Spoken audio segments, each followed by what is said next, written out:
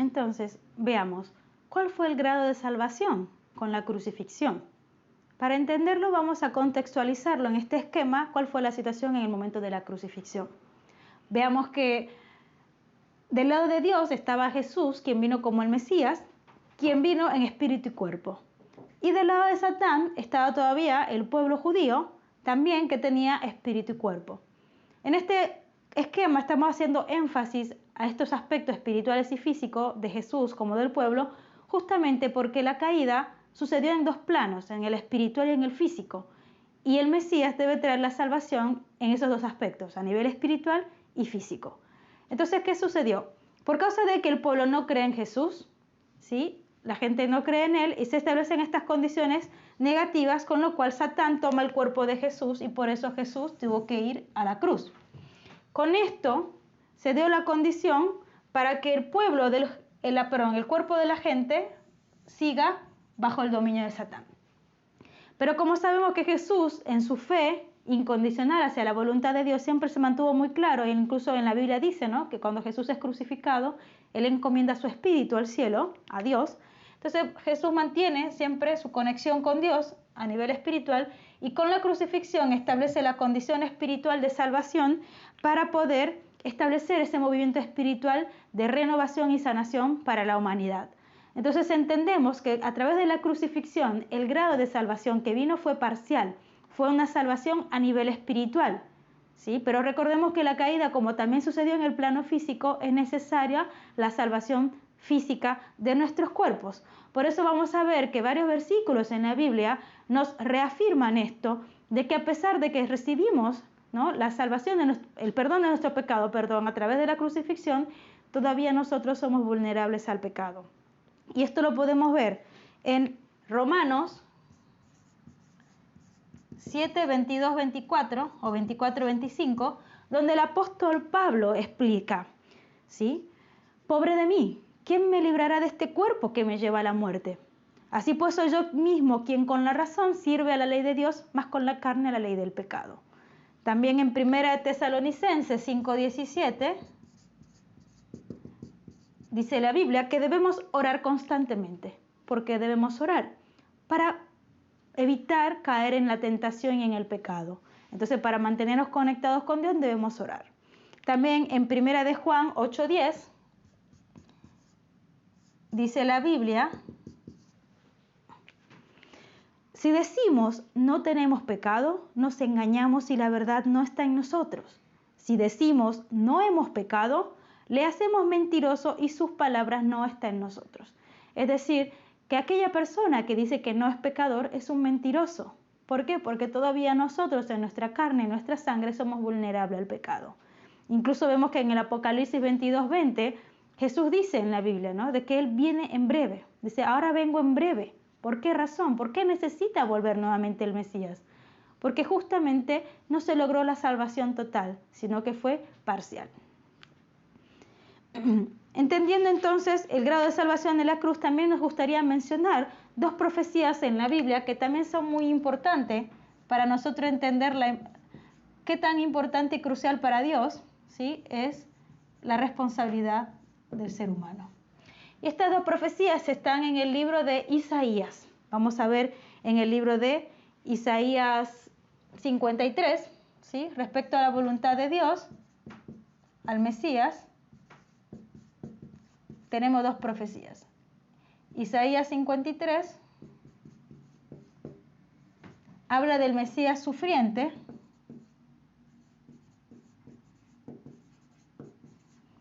Y en el libro de Isaías 9, 11 y 60 habla del Mesías, ¿no?, como Señor de gloria. Aunque pareciesen contradictorias, quiero decirles que no lo son, ¿sí? Más allá de que parecen dos cosas distintas, estas son dos predestinaciones, se les llama, o profecías, donde la Biblia no es que se contradiga. Recordemos que la Biblia todo lo que dice es cierto y nada se contradice. Entonces, ¿por qué esta profecía hablan de dos cosas distintas, aunque está escrito en un mismo libro? Justamente porque tiene que ver con la parte de responsabilidad humana. Es decir, que estas predestinaciones se lograrían si se cumplía la parte de responsabilidad humana o no. Es decir, que el Mesías sería un Mesías sufriente si el pueblo, ¿sí?, en su parte de responsabilidad no la cumplía, que sería no creer en el Mesías. Pero por otro lado, si el pueblo aceptaba el Mesías y cree en Jesús, entonces sí podía lograrse, ¿sí?, que el Mesías sería este Señor de gloria que estaba predestinado en la Biblia. Entonces entendemos una vez más que la responsabilidad humana es lo que finalmente podía determinar el logro o no de la voluntad de Dios. Por otro lado, así como vimos al inicio, ¿sí?, con Adán y Eva, la voluntad de Dios en Adán y Eva se podía lograr dependiendo también de la parte de responsabilidad de ellos. Que decir, lograr el ideal o la caída. Dependía de la responsabilidad también humana, ¿sí? Si Adán y Eva no comían del fruto, se lograba el ideal de Dios. Pero por otro lado, si ellos comían del fruto, ¿qué sucedía? La caída. Entonces entendemos que la responsabilidad humana es crucial en el logro de la voluntad de Dios. Y entonces, ya que estamos hablando de la importancia que tiene la responsabilidad humana, vamos a ir nuevamente al tema de Jesús. ¿Será que Dios no previó esta situación? ¿No preparó Dios a alguna persona para la venida del Mesías? Vamos a ver que sí. Dios es un ser, ¿no?, que piensa todos estos aspectos. Y vamos a ver que dentro de la venida del Mesías habían personas, un contexto preparado para poder recibir al Mesías, para que el Mesías pueda lograr su misión. Y así como estaba todo este contexto, la propia familia de Jesús, dentro de las personas responsables, los reyes magos, ¿sí?, y así como diferentes personas en la nación de Israel, fueron preparadas para la venida del Mesías. Pero de todas las personas preparadas dentro de este contexto, había una persona que era la más importante. Y es lo que justamente vamos a hablar en esta sección, sobre el profeta Juan Bautista, que fue la persona preparada por Dios para preparar el camino para el Mesías. Pero en esta sección vamos a hablar sobre Juan Bautista y Elías. O sea, cuál era la relación que había entre este profeta tan importante Juan y el profeta Elías que se menciona en el Antiguo Testamento, ¿sí? Entonces, para poder entender esto, vamos a contextualizar un poco sobre quién era Elías, que lo menciona la Biblia en el Antiguo Testamento, ¿sí? Vamos a esto, por eso, graficar acá. Elías fue un profeta que vino 900 años antes de Cristo, con la misión de preparar el pueblo para la venida del Mesías, ¿sí? Pero vemos que en la Biblia, el libro de Segunda de Reyes 2:11 explica que Elías ascendió al cielo en una carroza de fuego, ¿sí? Y el profeta Malaquías, ¿sí?, en Malaquías 4:5, profetizó que era necesario que este profeta Elías, quien tenía la misión de preparar el pueblo para la venida del Mesías, debía retornar. Por eso Malaquías 4:5 dice: «He aquí que yo les envío al profeta Elías antes de que llegue el día de Yahvé grande y terrible». Entonces, ¿qué sucede? Si nosotros vamos al tiempo de Jesús, cuando los discípulos de Jesús hablaban sobre Jesús como el Mesías, diferentes personas del pueblo, como escribas y fariseos que conocían las Sagradas Escrituras y esta profecía de Elías, le cuestionaban a los discípulos: si realmente tu Señor Jesús dice ser el Mesías, ¿a dónde está el profeta Elías, aquel que debía volver antes de la venida del Mesías? Como los discípulos de Jesús no comprendían a qué se referían los escribas y fariseos cuando le cuestionaban esto, fueron a Jesús y le preguntaron. Le dicen: Rabí, en el pueblo nos dicen que hay un profeta llamado Elías que debía retornar antes de la venida del Mesías. ¿Qué sabes pues tú sobre esto? Entonces Jesús le responde en Mateo 17, 11-13, les dice: Elías vino ya, pero no le reconocieron, sino que hicieron con él cuanto quisieron. Entonces los discípulos de Jesús comprendieron que se estaba refiriendo a Juan el Bautista, ¿sí? Entonces, por testimonio de Jesús, Jesús explica que este profeta Elías, esta persona con el rol de preparar el camino para el Mesías, era el Juan Bautista. E incluso lo reafirma en Mateo 11:14. Y dice: y si queréis admitirlo, Él es el Elías, el que iba a venir. ¿Sí? Entonces, la gente, ¿no?, quedó sorprendido, ¿no?, que Jesús dice que Juan Bautista es Elías, el Elías que Malaquías dijo que tenía que venir. Entonces la gente, dudosa de la situación, le preguntan al mismo Juan que si realmente él es el Elías. Y le dicen, ¿qué pues? ¿Eres tú Elías? A lo que Juan responde, no, no soy Elías. Y de esta manera lo que hace Juan es que no reconoce su rol. Pero vamos a ver que en el libro de Lucas 1:17, cuando el ángel anuncia a Isabel, la madre de Juan, que en su vientre iba a concebir al profeta del Altísimo, dice el ángel, e irá delante de él con el espíritu y el poder de Elías para preparar un pueblo bien dispuesto.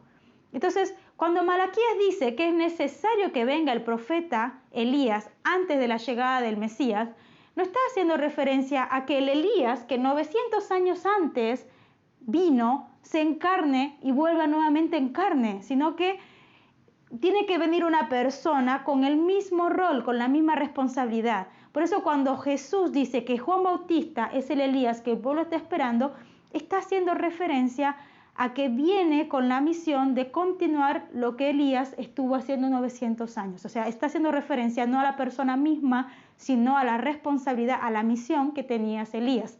Porque justamente Juan venía con la misión de preparar el pueblo para el Mesías, lo mismo que hacía Elías 900 años atrás. Entonces, ¿qué sucede? Como Juan no reconoce su rol, genera confusión. Y si nosotros comparamos, ¿a quién la gente del pueblo va a creerle más? ¿A Jesús o a Juan? ¿Quién era Juan Bautista? Vamos al contexto de Juan. Juan era el hijo del sumo sacerdote Zacarías, el sumo sacerdote más importante de ese tiempo en Israel, ¿sí? Era una persona que llevaba una vida ascética, nació rodeado de milagros, ¿sí? La gente lo respetaba tanto que hasta incluso pensaban que él podría ser el Mesías. ¿Y quién era Jesús para el pueblo? Jesús era una persona, hijo de una familia controversial, una familia humilde, ¿no? José, que era un carpintero, era una persona que era denunciada por líderes, ¿no?, escribas y fariseos, porque decía, ¿no?, porque los consideraban un blasfemo. Se reunía con gente popular, ¿no? Mayormente sus personas más cercanas eran cobradores de impuestos, prostitutas, personas que Jesús sentía más afinidad de corazón. Entonces, Jesús no era bien visto por el pueblo. Entonces, ¿la palabra de quién tomaría el pueblo? Bueno, ¿escucharon a quién? A Juan Bautista. Entonces, como Juan dijo que él no era Elías, claramente para el pueblo Jesús no era el Mesías. Entonces, nosotros sabemos que el rol de Juan era preparar al pueblo para el Mesías. Pero ¿cuánto Juan sabía respecto a su misión? Bueno, veamos su contexto del nacimiento. ¿Qué tan importante era ese rol y cuánto Juan podía entenderlo? ¿Sí? Recordemos que nació rodeado de milagros. Su madre no podía concebir hijos y tuvo a Juan, ¿no?, por ese milagro. Incluso su propio padre Zacarías, que negó o no creía de que esto era posible, el ángel le dijo que quedaría mudo hasta el nacimiento de su hijo. E incluso el ángel anunció que esta persona era el profeta del Altísimo, la persona que preparaba el camino para el Mesías. Entonces, Juan no era cualquier persona, fue una persona que Dios preparó y elevó para que sea una persona importante y respetada y querida por el pueblo, justamente porque la misión de Juan era ser el nexo, ¿sí? Juan Bautista era el puente entre el Mesías, o sea, Jesús, y el pueblo. Este era el rol de Juan, por eso nació como una persona tan importante dentro de la nación de Israel, ¿sí? Incluso vamos a ver en Mateo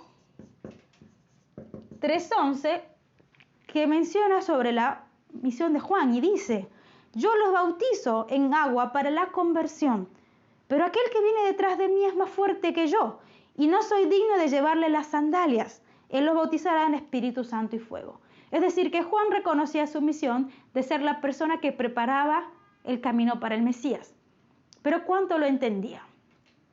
Vamos a ver que si bien Juan decía que él era quien preparaba el camino para el Mesías, y Jesús que vino como el Mesías, en la Biblia no menciona en ninguna parte de que Juan se acercó a Jesús, que lo buscó para testificar sobre él, sino que al contrario, Jesús fue quien se acercó a Juan, y vemos que en Juan 1:33, Jesús se acerca cuando Juan está bautizando en el Jordán y le pide humildemente que lo bautice. ¿Sí? Y acá donde Juan bautiza a Jesús dice, y yo no le conocía, pero el que me envió a bautizar en Espíritu Santo, con agua, perdón, me dijo, aquel sobre quien veas que baja el Espíritu y se queda sobre él, este es el que bautiza con Espíritu Santo. Y yo le he visto y doy testimonio de que este es el elegido de Dios. Es decir, que Juan da testimonio de Jesús cuando Jesús se le acerca. Es decir, Juan no fue a buscar a Jesús, sino que Jesús fue a él para ser bautizado. Y de esta manera Dios le revela a Juan que Jesús es aquella persona que ellos están esperando, que es este Mesías. ¿Sí? ¿Y por qué es tan importante el testimonio de Juan? Justamente porque lo que mencioné antes, por la posición que él tenía. Según Lucas 1, 76, 77, el ángel claramente dijo, tu niño será llamado profeta del Altísimo e irás delante del Señor para preparar sus caminos y dar a su pueblo conocimiento de la salvación por el perdón de sus pecados. O sea que era muy importante la misión de Juan porque él era el nexo entre el pueblo y el Mesías. Pero ¿qué sucedió con Juan? Vemos en la parábola de Juan 3, 22, 30, esta parábola explica qué sucedió con Juan Bautista después que bautiza a Jesús. Vamos a leer acá que dice, esta parábola se titula El amigo del esposo. Dice, después de esto, ¿sí? Haciendo referencia al bautizo de Jesús en el Jordán, vino Jesús con sus discípulos a la tierra de Judea y estuvo allí con ellos y bautizaba. Juan bautizaba también en Enón junto a Salim, porque allí había muchas aguas y venían y eran bautizados, porque Juan no había sido aún encarcelado. Entonces hubo discusión entre los discípulos de Juan y los judíos acerca de la purificación. Y vinieron a Juan y le dijeron, Rabí, mira que el que estaba contigo al otro lado del Jordán, de quien tú diste testimonio, haciendo referencia a Jesús, bautiza y todos vienen a él. Respondió Juan y dijo, no puede el hombre recibir nada si no le fuere dado del cielo. Vosotros mismos me sois testigos que dije que yo no soy el Cristo, sino que soy enviado delante de él. El que tiene la esposa es el esposo, más el amigo del esposo que está a su lado y le oye, se goza grandemente de la voz del esposo. Así pues, este es mi gozo, está cumplido. Es necesario que él crezca, pero que yo mengüe. Entonces, esta parábola claramente muestra cuán confundido estaba Juan. ¿Por qué? Porque Juan, después de dar testimonio de Jesús, toma un camino paralelo. Se va a otro lado en vez de seguir a Jesús. E incluso Juan mismo se contradice cuando dice, yo soy enviado delante de él. ¿Sí? Él dice, ustedes son testigos de que dije que no soy el Cristo, sino que soy enviado delante de él. Entonces, si Juan fue enviado delante del Mesías para dar testimonio del Mesías, ¿qué hacía del otro lado del Jordán? Bautizando. ¿Sí? Entonces, lo que podemos entender es que Juan no entendió totalmente su misión y tomó caminos paralelos, con lo cual generó confusión en el pueblo. E incluso cuando Juan dice, es necesario que él crezca, pero que yo mengüe, no era el camino correcto, no era la manera que Dios quería. Dios quería que Juan esté junto a Jesús y que a la medida que Jesús crezca y se eleve, Juan crezca junto con Jesús. Juan tenía que ser el principal discípulo de Jesús, porque era el nexo entre el Mesías y el pueblo. De él dependía que el pueblo se una a Jesús. Entonces, como Juan se separa de Jesús y sigue su propio camino, esto generó mucha más confusión en el pueblo. E incluso el mismo Juan, que comienza a involucrarse en otros asuntos que no le atañaban, porque su responsabilidad era estar con Jesús, vamos a ver que el mismo Juan comienza a caer en un estado de ignorancia. Porque incluso vamos a ver que Juan cuestiona a Jesús. En Mateo 11:13, Juan le pregunta a Jesús y le dice, Mateo 11:3, ¿qué pues? ¿Eres tú el que ha de venir o debemos esperar a otro? Y Jesús, sorprendido por esta pregunta, le responde en Mateo 11:6, dichoso aquel que no haya escándalo en mí.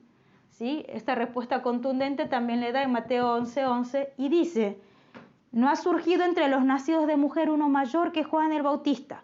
Sin embargo, el más pequeño en el reino de los cielos es mayor que él. ¿Qué quiso decir Jesús con esto? Quiso decir que de todas las personas nacidas en la tierra, Juan el Bautista nació con el título más alto, o sea, fue la persona más reconocida, más respetada. pero dice que el más pequeño en el reino de los cielos, o sea, el más pequeño, la persona más simple que esté conectada a la voluntad de Dios es mayor que él porque reconoce a Jesús como el Mesías. Entonces, vemos en Mateo 11:12 que dice: desde los días de Juan el Bautista hasta ahora, el reino de los cielos sufre violencia y los violentos lo arrebatan. Esto muestra claramente que como no hubo unidad, no se dieron las condiciones y el reino de los cielos, es decir, la voluntad de Dios, pendía de un hilo debido a la falta de responsabilidad, en este caso de Juan Bautista como una persona central dentro de la providencia de Dios. Entonces entendemos que el rol de Juan era tan importante porque él era el nexo entre Jesús y el pueblo, ¿sí? Entonces, como Juan no logra unirse al Mesías, no logra unirse a Jesús, como consecuencia el pueblo tampoco pudo unirse con el Mesías, porque el pueblo no podía ir directo al Mesías. Por eso Dios mandó al profeta Juan, porque él era quien tenía el rol, la responsabilidad de lograr que el pueblo pueda unirse a Jesús y aceptarlo. Debido a que Juan no logra esta responsabilidad, por eso Jesús tuvo que morir en la cruz. Detrás de toda esta historia, detrás de este contenido tan importante que hemos hablado acá, lo que a nosotros también nos interesa es que podamos conocer y entender el corazón de Dios y el corazón de Jesús detrás de toda esta historia. Entender cuánto sufrimiento, cuánta agonía, cuánta tristeza ha sentido Dios después de más de 4000 años de historia, preparando un pueblo dispuesto que pueda recibir a su Hijo para poder así recibir la salvación. Y cómo se siente Jesús de conocer el trabajo de su Padre y sentirse con la impotencia de no poder lograr, ¿sí?, la salvación total de los hijos de Dios debido a que hubo una falta de responsabilidad en el pueblo. Entonces, es importante que podamos reflexionar sobre esto y sentir realmente el corazón de tristeza y agonía tanto de Dios como Jesús.